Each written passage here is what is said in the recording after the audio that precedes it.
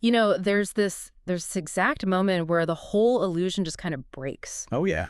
You start a business with this pristine, beautiful vision in your head, like you're going to buy your freedom. Right, the dream. Yeah, the dream. You're going to build this highly efficient machine that just works for you, generating wealth while you, I don't know, sit on a beach somewhere, or at least take a Saturday off without checking your phone. Good luck with that. Right. But then a few years in, you wake up at like 3 in the morning Mm, and you're in a cold sweat.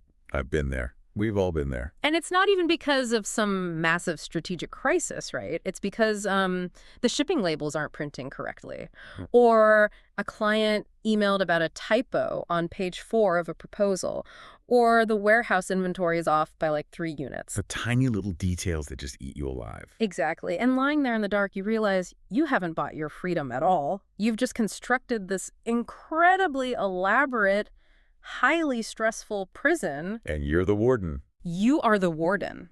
You're the warden, you're the guard, and you're the inmate, all at the same time. And, you know, for the people listening to this right now, you might literally be sitting in that exact cell today. It is, it really is the ultimate heartbreaking paradox of entrepreneurship. Yeah. You set out with the total intention of owning a business.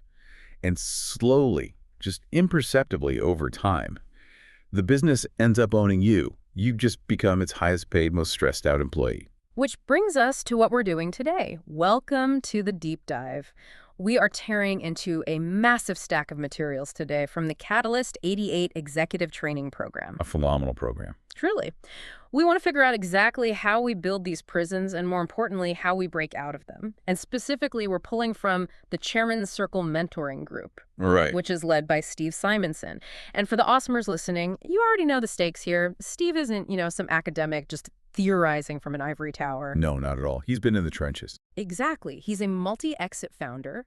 He has built 8- and 9-figure businesses from the ground up, navigated the absolute chaos of scaling all of that, and now he provides this totally unfiltered founder-to-founder reality check. So today, our mission is distilling his frameworks into a complete masterclass on executive leadership. And the stakes here, they go way beyond just, hitting your revenue targets for Q3 or trying to increase your profit margins. It's deeper than that. Way deeper. The data we're looking at in these materials highlights something chilling about the mental health reality of being trapped in that operational prison. Yeah, that stat you pointed out earlier. It's wild. Founders are literally twice as susceptible to depression compared to the general population. Twice as susceptible. That stopped me in my tracks when I read it. Because we glorify the grind so much, right? We just completely ignore the psychological toll. We do. Hustle culture kind of demands it. And it happens because founders build a business that consumes their energy rather than replenishing it. They fall into this relentless cycle. Just endless sacrifice, constantly assuming that, well, if I just push a little harder, if I sleep a little less tonight. Answer 5 more emails. Exactly. Just clear the inbox one more time, and eventually I'll reach the promised land.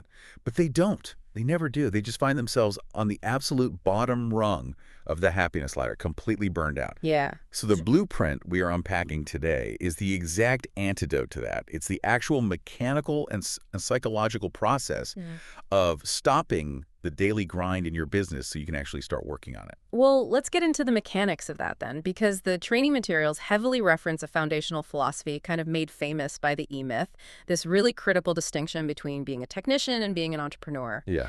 And the C88 program calls the person trapped in the middle the reluctant leader. That phrase is just perfect. Yeah. The reluctant leader. It perfectly captures the psychology because most people, they don't start a company because they have this burning desire to manage human resources. Right. I really want to design cascading communication systems today. Exactly. Nobody says that. Yeah. They start a company because they are exceptionally good at a specific technical skill. They're doers. They are highly capable doers. They know how to write brilliant code, or they know how to source incredible products from overseas, or they are just master salespeople. And there is a massive psychological comfort in just doing the work, isn't there? Huge. Like when I clear out my inbox or when I physically unload a shipment of boxes, I get this immediate hit of dopamine. Because it's tangible. Exactly. The boxes were in the truck. Now the boxes are in the warehouse. Boom. I am successful. I did a good job today. You can see the result immediately. The feedback loop of technical work is instantaneous, and it's deeply satisfying. Yeah. But the work of true executive leadership, things like forecasting market trends, developing resilient systems, defining organizational culture, it's abstract. It's messy. It's so messy. The feedback loop might take months. Sometimes it takes years to know if you made the right call. So when that abstract work gets difficult or confusing, what does the reluctant leader do? They retreat. They retreat right back to their comfort zone. They dive back into the trenches and start packing boxes again, telling themselves, well, I just need to pitch in and get this done. The team needs me. Right. Nobody else can pack these boxes like I can. But doing everything yourself isn't a business system. It's literally just a job. You've just given yourself the world's most demanding boss. The worst boss ever. And when things inevitably break down because you, the founder, have become the primary bottleneck for every single decision, the finger-pointing begins. Oh, it is entirely predictable. When the founder gets overwhelmed and the output drops, they immediately look outward. Always. They blame incompetent staff. They blame tricky social media algorithms. They blame macroeconomic conditions. They default to externalizing the problem because the alternative is looking in the mirror. And admitting they're the bottleneck. Admitting they lack a systemic leadership framework, which is a really hard pill to swallow. Okay, I hear what you're saying about systems, but frankly, I want to play devil's advocate here. Bring it on.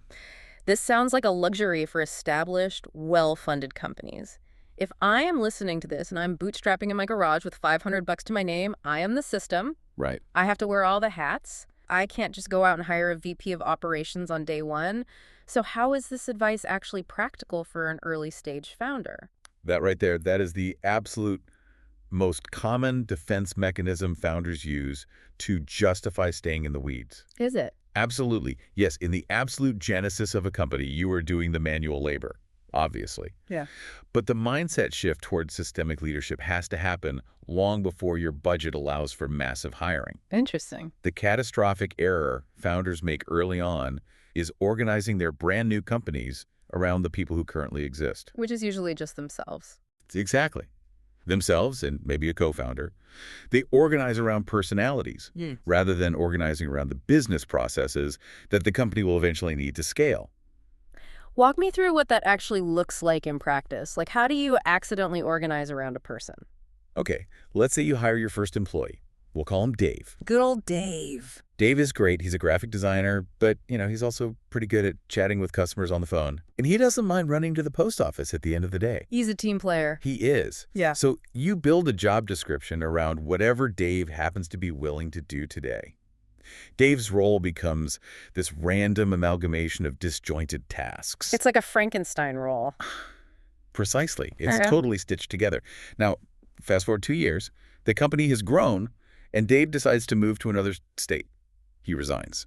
Oh, no. You are suddenly thrown into absolute panic. Yeah. Because you can't go to LinkedIn and post a job description for a Dave. Right. You can't ask for a designer who also does mail runs and customer support. The market doesn't produce Daves. You haven't built a resilient business process. You've built a fragile ecosystem that is entirely dependent on a specific personality. When you lose a person, you lose the entire capability. Wow. Which completely explains the staggering failure rates detailed in these training materials. It's brutal. It really is.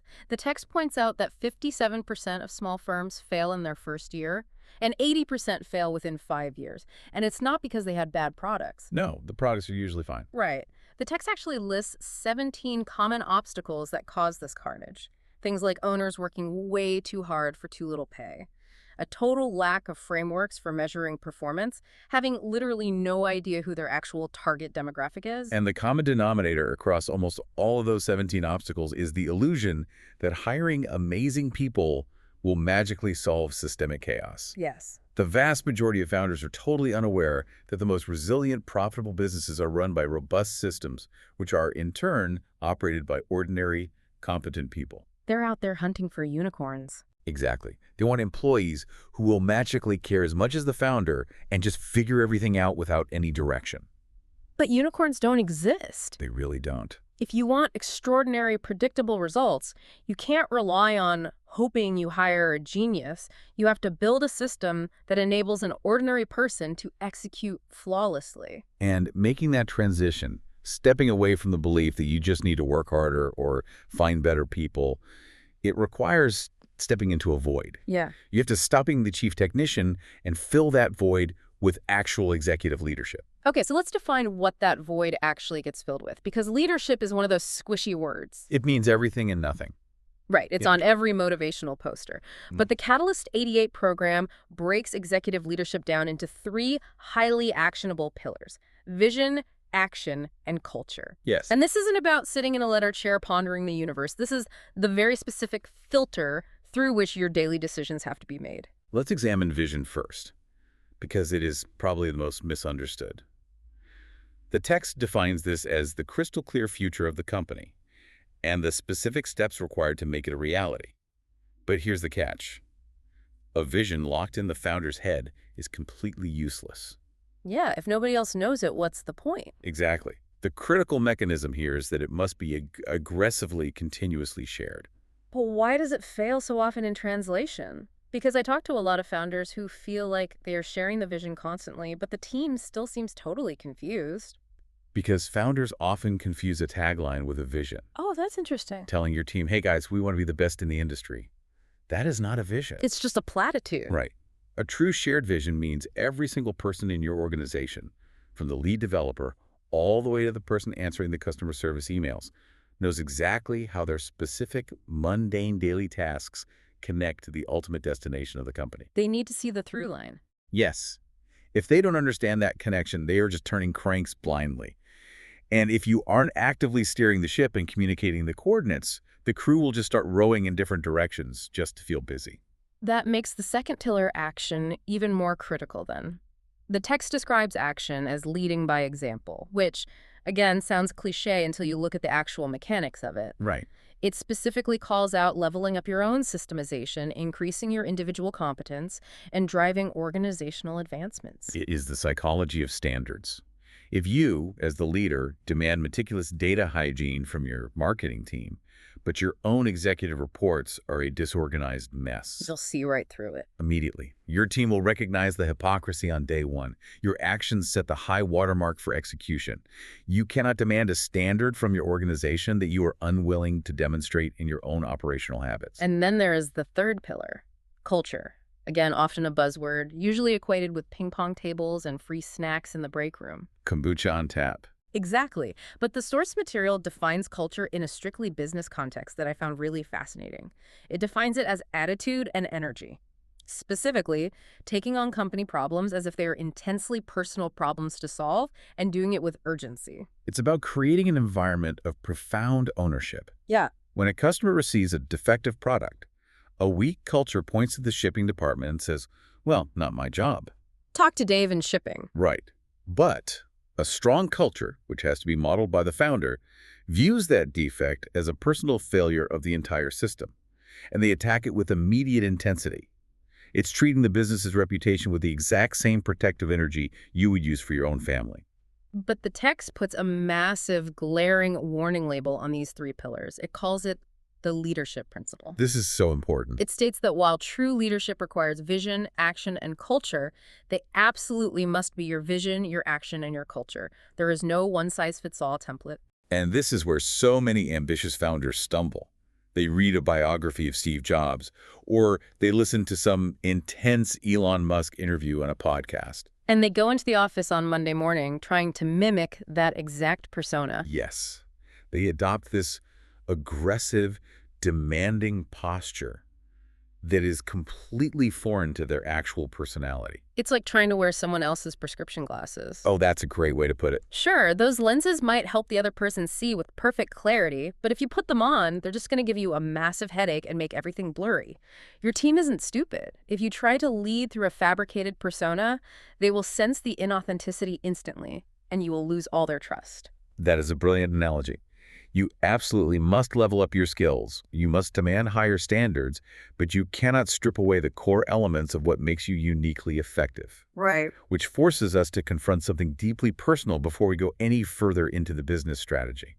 You cannot possibly chart an authentic vision for your company if you do not have a map for your own life. We have to move from corporate architecture to intense personal purpose, because sectioning off your life into business and personal just doesn't work for an Ain't that shit entrepreneur. possible? The business is entirely dependent on the founder's internal drive. And this part of the chairman's circle training immediately calls out the garbage metrics we are all socially conditioned to chase. The red herrings. The superficial external markers of success that society tells us we should want. Exactly. Total financial freedom by 30. The massive yacht, the fleet of exotic cars, the raw status of being a tech billionaire. The training flat out states that these are red herrings. If you calibrate your internal compass to chase these, you might actually get them, but you will likely arrive at the destination feeling completely hollow. History and modern business culture are just littered with examples of entrepreneurs who win the financial game, acquire every traditional symbol of success, and find themselves utterly miserable, isolated, and burnt out. Yeah, it's tragic. And that misery is deeply compounded by a psychological trap the text identifies as the cycle of sacrifice. I really need to understand the mechanics of this, because the cycle of sacrifice sounds almost noble. It sounds like what we are taught good leaders do. That's why it's so insidious. It is disguised as a virtue. Entrepreneurs have this deeply ingrained belief that true leadership means serving everyone else first. Servant leadership, right? Exactly. They believe every decision must prioritize the customers, the employees, the investors, the vendors. They view putting themselves last as a badge of honor. They sacrifice their health, their relationships, and their mental peace, assuming it's just the required toll for building an empire. But the text argues that this constant martyrdom actually destroys the company over the long term. It does, because human endurance is finite. Decade after decade of sacrificing your own joy breeds a deep, often subconscious resentment. Oh, wow. You begin to hate the very business you built, you hate the employees you pay, and the customers you serve because you view them as the wardens of your prison. You cannot sustain a thriving, energetic company culture if the founder is hollowed out by resentment. So the Catalyst 88 materials insist that you must completely flip the script. You have to challenge yourself to prioritize you first. Yes. Which, let's be honest, feels incredibly jarring. I'm going to push back here.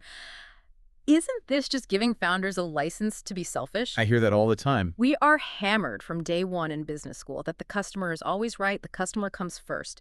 If I put my needs first, aren't I neglecting the people who literally pay my bills? It feels entirely counterintuitive, yes. Hmm. But you have to view this through the lens of capacity, not selfishness. Capacity, okay. The text is definitive on this. Yeah. Achieving profound personal fulfillment is not a zero-sum game where you take joy away from your customers to give it to yourself.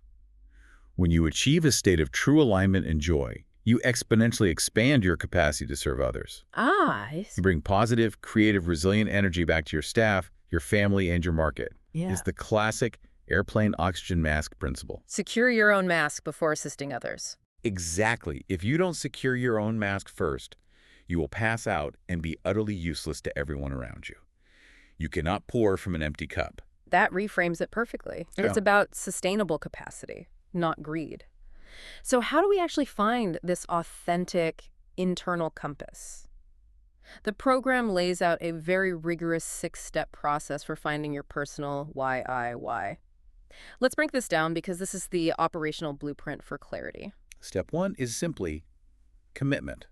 And we shouldn't gloss over this. Right, it sounds easy, but it's not. It's the hardest part. You have to make a hard, affirmative decision to prioritize this discovery. The daily friction of running a business will constantly try to derail this introspection. There will always be a fire to put out. Committing means blocking off the time and refusing to let the urgent overcome the important. Step 2 is where the methodology gets really interesting because it leans into a psychological hack. Yeah. You are instructed to list what you do not want in your life. Yes. Why start with the negative? Why not just brainstorm the dream life? Because humans, particularly stressed founders, suffer from a profound negativity bias. And this exercise uses that bias to your advantage. If you ask an exhausted entrepreneur, hey, what is your ultimate dream for the next 10 years? They will likely freeze. It's too big of a question. The question is too vast. Yeah. Their brain will immediately start rationalizing and equivocating. They'll say, well, I'd love to travel, but, who cares what I want? I have to figure out how to make payroll next week. But if you ask them what they absolutely hate about their current reality... Oh, the floodgates open. Oh, yeah. They can rattle off a list in 5 seconds. I hate the guilt I feel when I miss my kid's soccer game. I hate managing the shifting employee schedules. I hate the endless noise of Slack notifications. I hate micromanaging the finance department. Do you know exactly what they hate? Exactly. When you brainstorm all the visceral negatives and circle the top 3 to 8 things you desperately want to eliminate, you immediately define the boundaries of your future freedom. It clears the psychological fog. Okay, so once the brush is cleared, you move to step 3. List what you do want. Now you look at the opposites of those aversions. What brings a deep, resonant sense of accomplishment? And the critical rule here is no red herrings allowed. Right, none. You aren't allowed to write down a private jet. You have to focus on the actual mechanics of a fulfilling day. You circle your top positive priorities. Which naturally sets up step 4. Zoom in and enhance. You take those positive priorities, you project them forward, and you brutally analyze what is standing in your way. What are the obstacles preventing you from living that reality right now? And the fascinating nuance here is that the training forces you to identify self-imposed barriers. That is a very tough mirror to look into. Because our instinct is to say, well, the market is too tough right now, or my industry doesn't allow for weekends off. Always looking for external excuses. Right. But usually the barrier is internal. I don't have time is just a self-imposed barrier regarding delegation. Nobody else can do it to my standard. Yeah. Is it a self-imposed ego barrier? Precisely. Our brains are incredibly adept at fabricating external limitations to protect us from the hard work of change. Step 4 forces you to take extreme ownership of the restrictions you are personally manufacturing. Then we hit step 5, which is heavy. The eulogy exercise. Yeah, this one hits hard. When I first saw this in a business manual, it felt a bit dark. Why are we talking about funerals when we're trying to scale an e-commerce company? Because nothing strips away the superficial red herrings faster than confronting your own mortality. The exercise asks you to project into the distant future and imagine someone you deeply love delivering your eulogy. Wow. What is the legacy you actually want to leave? How do you want to be remembered as a human being? It forces you to transcend the quarterly revenue metrics and evaluate the ultimate trajectory of your character. It provides a really sobering perspective on what truly matters. And finally, step 6, synthesizing the statement. You take all these raw materials, the deep aversions, the true desires, the removed self-imposed barriers, the desired legacy, and you distill it down into 2 or 3 sentences. But the text provides a fascinating litmus test for this final statement. Yeah, it says the actual words you choose don't matter nearly as much as the physiological reaction you have when you read them. Yes, it describes it as a literal gut feeling. Right. The text states that when you read your final WHY statement aloud, you should experience a positive physical indicator in your gut. It should resonate with a vibration of absolute authenticity. You should feel it. If you read it and it sounds like this very polished, professional statement that your board of directors or your parents would applaud, but it doesn't give you that physical spark, you haven't dug deep enough. And the operational value of finding that authentic WHY cannot be overstated. The psychological relief is immense because that statement becomes your definitive, unyielding yardstick for every single decision moving forward. It just completely eliminates decision fatigue. It does. The training gives a perfect practical example of this. Yeah. Let's say your newly defined personal WHY dictates that you are driven to be a recognized domain expert in the health and fitness space. That is your core, authentic driver. Okay.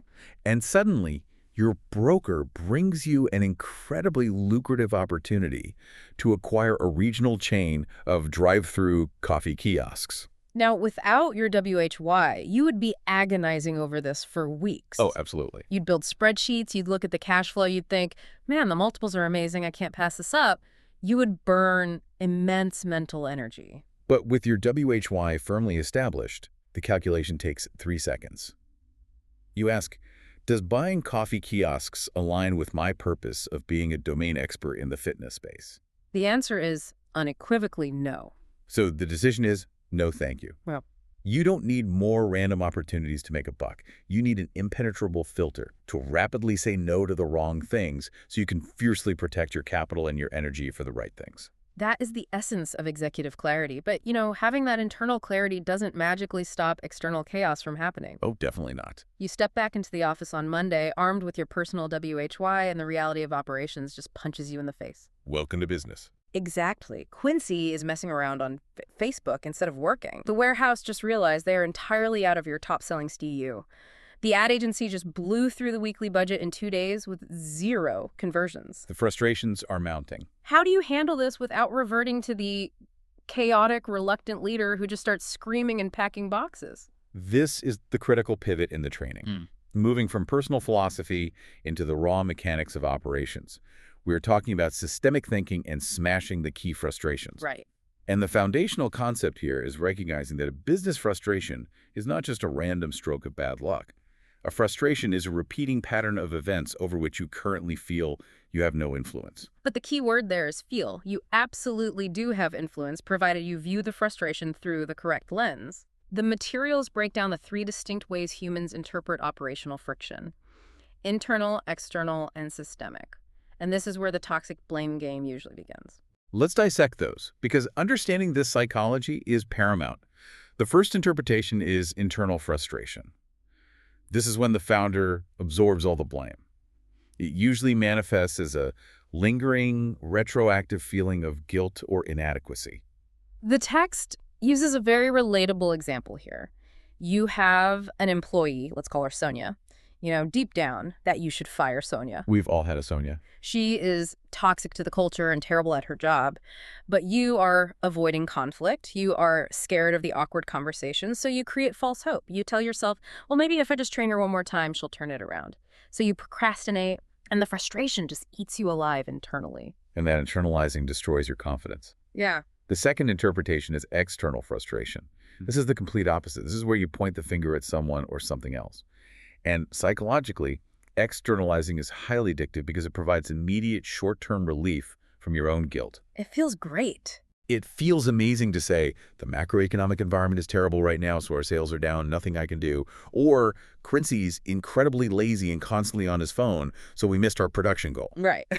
It's totally Quincy's fault. Quincy is the worst. But blaming Quincy or blaming the Federal Reserve doesn't actually solve the production deficit. Yeah. It just allows you to feel righteous while your company bleeds cash. Yeah. The only valid mathematically sound perspective is the third one, systemic. This is the profound realization that a frustration only exists because a system is missing, or an existing system is fundamentally broken. So when I walk onto the floor and see Quincy wasting time on Facebook, my biological instinct is to walk over there, pull rank, and be the angry boss. I want to yell. Totally natural. But the systemic approach demands I suppress that emotional reaction and ask a completely different analytical question.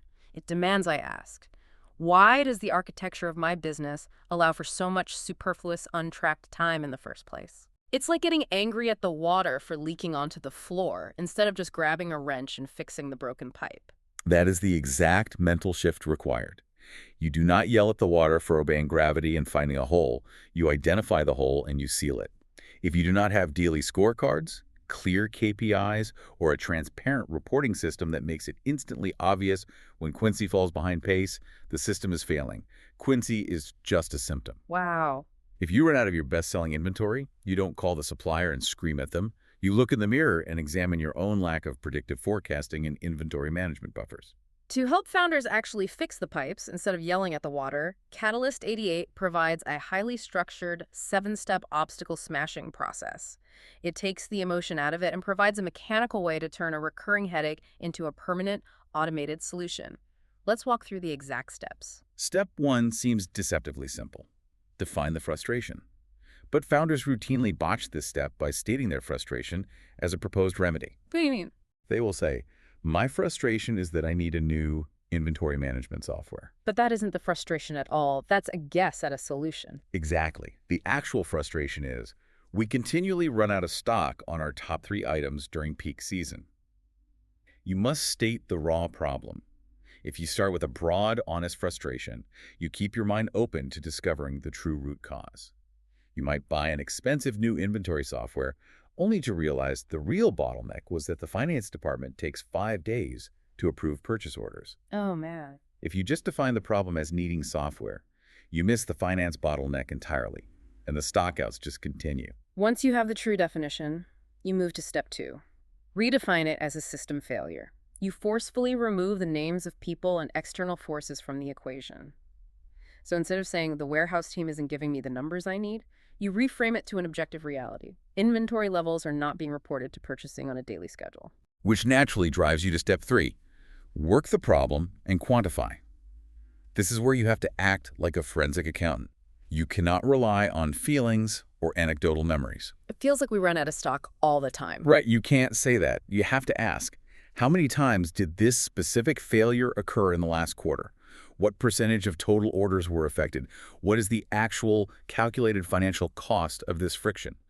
If you don't quantify the pain, you won't have the leverage to force a change. Step 4 is conceptualize a solution. This isn't writing the manual yet. It's just crafting a basic architectural statement of intent. Like, we need a communication protocol that automatically alerts purchasing the moment inventory drops below a 14-day supply. And step 5 is the crucial reality check that most overeager founders miss. Reaffirm commitment. I love this step. This is asking the hard question. Is the juice actually worth the squeeze? Precisely. You look at the financial cost you quantified in step 3, and you compare it to the time and capital required to build the solution in step 4. Is this frustration actually costing us enough money to warrant a systemic overhaul? Or is this just a minor annoyance, and we have much bigger fires burning in the marketing department? You have to prioritize. You have to acknowledge the opportunity cost of your time. You can't fix everything at once. But assuming the math makes sense and it is worth it, you advance to step 6. Create the SOPs, the standard operating procedures. This is where the rubber meets the road.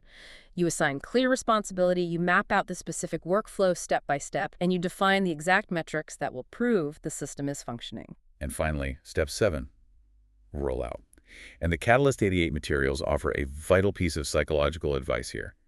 You must accept that the system will not be perfect on day 1. It never is. It will have flaws. You have to deploy it and iterate based on real-world feedback. And that warning is there because there is a massive paralyzing trap hiding in all this system building. Yeah. The text calls it the mushroom cloud syndrome.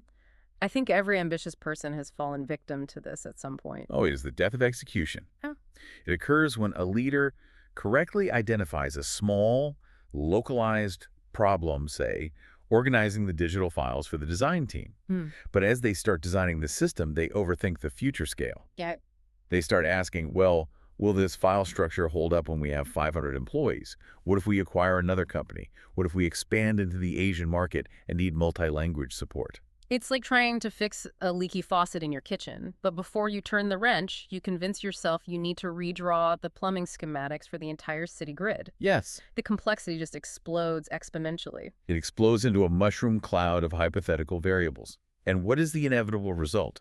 The founder becomes so psychologically overwhelmed by the sheer scale of the imaginary system they've designed that they abandon the project entirely. And the faucet keeps leaking. Exactly. The antidote is ruthless pragmatism. Build the system that solves the problem for the reality of your business today, knowing you have the capability to pare it down and improve it tomorrow when you actually reach that massive scale. To really drive home the power of breaking paradigms, the text uses one of my favorite historical analogies. The story of Roger Bannister and the 4-minute mile. Such a classic example. For decades, the entire global athletic community and even medical professionals believed that a human being running a mile in under 4 minutes was a biological impossibility. The paradigm was set in stone. People genuinely thought your heart would explode under that level of strain. It was accepted as an unbreakable universal limit. Until May of 1954, when Bannister ran it in 3 minutes and 59.4 seconds. By changing his training system, he completely shattered the psychological paradigm. But the most illustrative part of the story isn't Bannister's run, it's what happened immediately after. Exactly. Just 46 days later, his rival John Landy beat his time. And the very next year, 3 different runners broke the 4-minute mark in a single race. Because the physical limitation was never the actual barrier. The mental system was the barrier. Once the belief system was shattered, the impossible obstacle vanished almost overnight. Yeah. And over the last several decades, more than 1,000 runners have achieved what was once considered biologically impossible. The lesson for founders is profound. The impossible operational bottlenecks in your business, the chaos you think is just a permanent reality of your industry, are only impossible until you implement a new paradigm, a new systemic structure that shatters them. Which brings us to the actual architecture of that new paradigm. If we are permanently replacing our chaotic emotional reactions with calm, systemic thinking, how do we organize all of these disparate systems so they interact properly? How do we build a cohesive machine? Right. This is what the training covers next, building the machine, specifically focusing on the 7 centers of management attention. The 7 centers. This is the blueprint for a business that runs itself. The program outlines them as marketing, money, management, lead generation, lead conversion, client fulfillment, and leadership. And it makes a bold claim. Every single commercial enterprise on Earth, regardless of industry, size, or nomenclature, operates on functions that map directly to these 7 centers. It is a universal taxonomy. And the methodology Catalyst 88 advocates here is a radical departure from how most founders think about structure. Traditional businesses build organizational charts based on people. The VP of sales reports to the CEO. The directors report to the VP. A standard org chart. Right. But this program advocates abandoning that and building a functional cascading system. You focus entirely on the intended result of the function, devoid of any specific job title. To actually construct this functional architecture, they utilize a process called the repeating question method. I want to walk through the exact granular example from the text because the mechanics of this are brilliant. It forces you to break massive, intimidating concepts into tiny executable pieces. Let's do it. You start at the very top of a center. Let's take lead generation. You ask the fundamental question. In order to create leads consistently, what systems do I need? And your high-level answer might be, we need an advertising system, an email list building system, and a landing page optimization system. Okay, but that's still too broad to execute. So you isolate the first one, advertising, and you ask the exact same question again. In order to have a functioning advertising system, what subsystems do I need? And based on your strategy, you determine you need a Facebook ad system and an Amazon-sponsored product system. Still too broad. You take Facebook ads and repeat the question. What systems do I need to successfully run Facebook advertising? Now we're getting granular. You need a copywriting system, a graphic design system, an ad bidding and placement system, and a results tracking system. You drill down again. What systems do I need for copywriting? You need a content calendar system, a system for drafting the copy, and a dual approval process for reviewing drafts before publication. And you just keep asking that single question until you hit the bedrock of an actionable task. You end up building this incredibly logical, cascading tree of systems, and the brilliance of it is that it eliminates the overwhelm of onboarding and execution. Exactly. If you hand a new hire a dense 500-page manual titled How to Do Marketing, their eyes will glaze over, they will never read it, and they will just start guessing. But if you have a highly specific, targeted 2-page SOP just for how to update and format the shared content calendar, a competent person can execute that flawlessly on their first day. It sets the operator up for immediate, predictable success. Yeah. But there's a non-negotiable golden rule woven into this architecture, a rule the training emphasizes repeatedly. Never, ever design a system around a person. Yes, the dreaded Kathy in finance vulnerability. Exactly. You cannot build a crucial credit approval and invoicing system that relies entirely on Kathy's unique memory, her personal relationships with vendors, or her magic touch with the spreadsheet. Because if Kathy leaves... If Kathy gets sick, takes a vacation, or leaves the company, the entire financial artery of your business is paralyzed. You must build a mechanical system that any qualified, reasonably intelligent individual can step into and operate to achieve the exact same reliable result. The system must be agnostic to the operator. I can hear the pushback from the audience right now because it's a fear I've had myself. If I automate and systematize every single granular process in the company, doesn't the business become sterile? Doesn't it become a robotic, soulless environment that crushes creativity and drives away talented humans? It is a very common fear. But the empirical reality of operations is the exact opposite. Systems do not demean or restrict employees. Rigorous systems liberate them. How so? Think about it mechanically. When the mundane, repetitive administrative tasks are perfectly systematized, your human capital is freed from drudgery. They aren't wasting mental energy trying to remember how to format an invoice. They are freed up to do the meaningful, creative, high-impact work that actually requires human intuition building relationships, negotiating deals, brainstorming strategy. That makes total sense. Humans are the ultimate secret to scaling, but they need a framework. The system runs the business. The humans run the system. And humans are infinitely happier and more engaged when they operate in a predictable environment where they know exactly how to succeed. That is a massive paradigm shift. Let's zoom in on one of those 7 centers specifically because the text goes incredibly deep into the marketing system and it strips away all the mystical jargon. It frames the entire customer journey using the classic AIDA funnel, AIDA. Attention, interest, desire, action. This is the structural anatomy of how a stranger becomes a loyal buyer. You have to clearly map how the market becomes aware of your existence at the top of the funnel, how you nurture their consideration in the middle, and the specific friction points of how you finally convert them into a transaction at the bottom. And what I found so refreshing is that the training translates this psychological journey into brutal, unyielding digital mathematics. It removes the magic and replaces it with equations. Math doesn't lie. It states plainly, the impressions your ad receives, multiplied by your click-through rate, equals your clicks or your page visits. Your total page visits multiplied by your form submission rate equals your viable leads. Your total marketing spend divided by your acquired customers equals your exact cost per acquisition. When you view marketing through the lens of a mathematical equation, you stop guessing based on brand vibes, and you start methodically optimizing the specific variables that are underperforming. And it is precisely because marketing has become so hyper-quantifiable that founders often realize they lack the technical expertise to optimize those variables themselves. They look outward to hire agencies. But the Catalyst 88 materials provide 4 incredibly stern caveats for the reluctant leader when hiring an outside agency to manage these systems. Let's hit these caveats, because bad agency hires drain cash faster than almost anything else. Caveat number 1. You must agree on objective, measurable KPIs up front before a single dollar changes hands. If you don't know the exact metric they are accountable for improving, whether it's lowering CPA or increasing organic traffic by a specific percentage, you are just throwing money into a black hole. They aren't in the magic business, they are in the metrics business. Caveat number 2. Beware the do-it-all agency. The charismatic sales reps who claim their agency can master every single platform perfectly.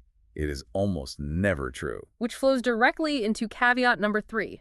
Demand platform specialists. The digital landscape is too complex for generalists. If you want to dominate Amazon search, you must find an agency that does nothing but Amazon PTC. Right.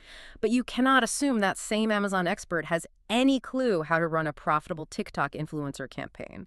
The algorithms require deep, specialized, platform-specific knowledge. And finally, caveat number 4, which is arguably the most critical warning for the founder trying to escape operations. Never abdicate your management responsibility. This is the trap. You hire the agency, hand them the credit card, and check out thinking, great, marketing is solved. It is a massive abdication of executive duty. You can outsource the technical task of running the ads, but you cannot outsource the ultimate accountability for the result. You must install a management system. You must hold weekly syncs, review the agreed-upon KPIs, and actively manage the agency's strategy. If you ignore the agency for 3 months to go work on product development and then act shocked and angry when the marketing ROI is negative, that is a failure of your systemic leadership, not just the agency's competence. Okay, so let's say we've done all the hard internal work. We have our leadership pillars established, we have our deeply personal WHY serving as our compass, and we have our 7 centers of management humming along with mathematical precision. We have built a phenomenal internal machine. The machine is running. But if we walk out the front door and try to sell this vision to a vendor or pitch it to a highly sought-after new hire, and we can't articulate why we exist, does the internal machine even matter? How do we translate this operational perfection into external messaging? That brings us to the final piece of the puzzle.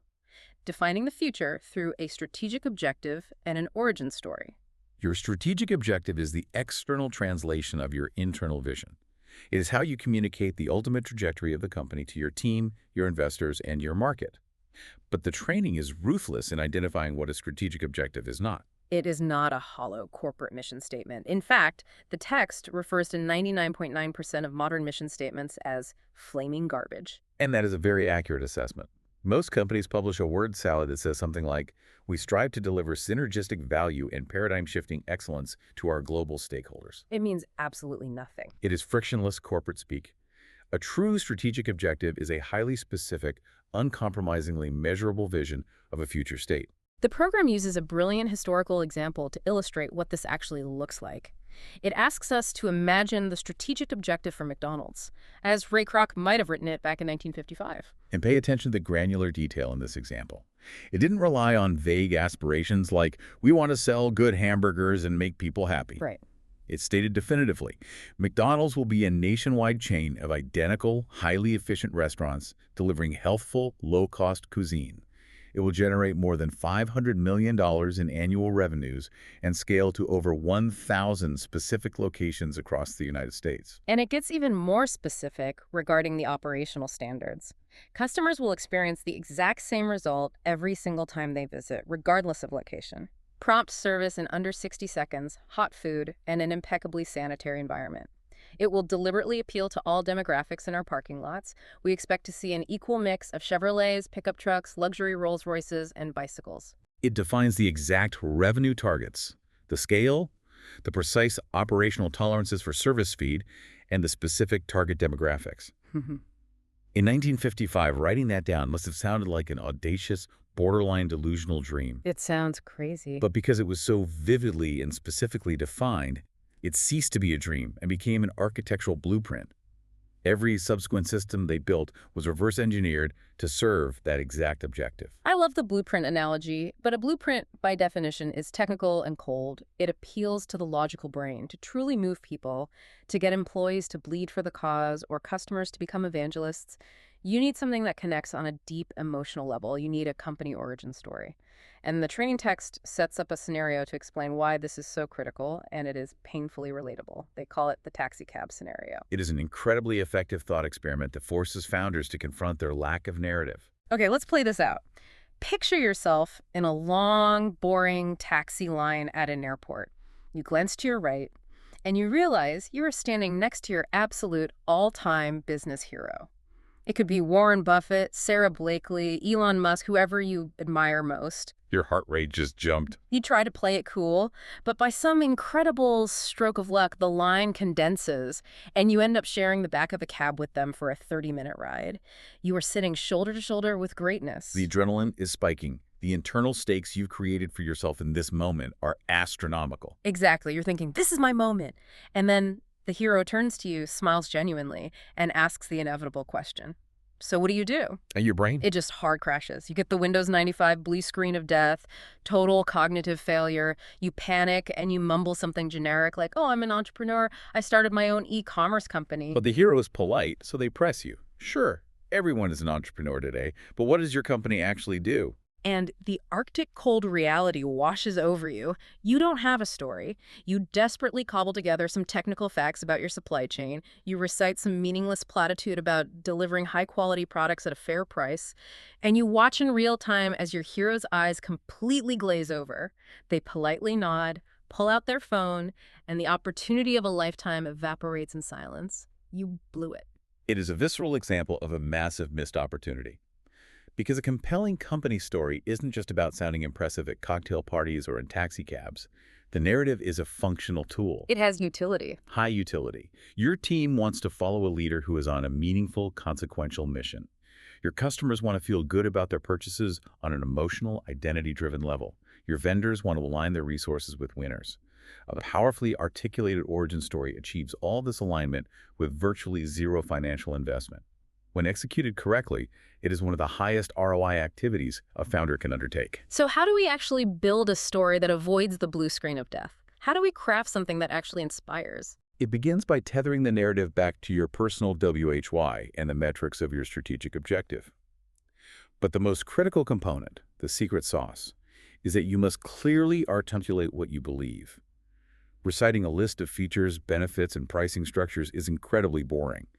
Sharing your unyielding core convictions is magnetic. The training uses the Empowery.com values list as a prime example of executing this perfectly. Instead of a convoluted, jargon-filled mission statement, they simply declare their beliefs. We believe in the golden rule. We believe that long-term relationships matter more than short-term profits. We believe entrepreneurs are the force changing the world. We believe in doing the right thing, even when absolutely nobody is looking. The psychology behind that is profound. When you clearly and publicly state what you believe, you act as a beacon. You naturally attract the talent, the customers, and the partners who share those exact same beliefs. It creates an instant, powerful tribal alignment that a 10% discount code or a bulleted feature list can never, ever replicate. It really is the perfect marriage of structure and emotion. The strategic objective is the architectural blueprint, mapping out the precise mathematical dimensions, the revenue, the scale. And the origin story, fueled by those core beliefs, is the beautiful, welcoming facade of the house that makes people actually want to walk through the front door and live there. That is exactly how the two elements function in tandem. One provides the unyielding, measurable structure. The other provides the necessary emotional gravity to pull people into that structure. Well, we have covered an absolute mountain of terrain in this deep dive. We started by confronting the uncomfortable, often depressing reality that owning a job is just a chaotic, endless treadmill. We broke down the psychology of the reluctant leader, exploring why it feels so comforting to retreat into the daily grind of packing boxes rather than facing the abstract, difficult work of building scalable systems. We then mapped out the necessary transition to true executive systemic leadership, anchoring that transition to the three non-negotiable pillars of vision, action, and culture, and ensuring that those pillars are authentically yours. We took a very hard, somewhat painful look in the mirror to find our intensely personal WHY. We learned how to use our negativity bias to clear away the superficial red herrings, realizing that prioritizing our own fulfillment is the only way to sustain the capacity to serve others. From that foundation of personal clarity, we tackle the raw mechanics of daily operations. We learn to reframe internal guilt and external blame into actionable, systemic thinking.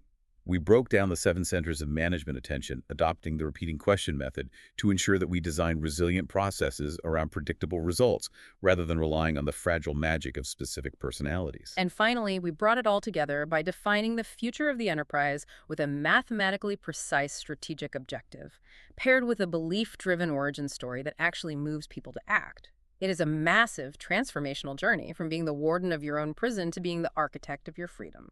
And it is a journey that requires constant, unglamorous iteration and immense personal courage. It is not a one-time fix. It absolutely isn't. And for everyone in the Awesomers community listening to this, I highly encourage you to take action and explore these frameworks further. Go to catalyst88.com and dive into the principles we discussed today.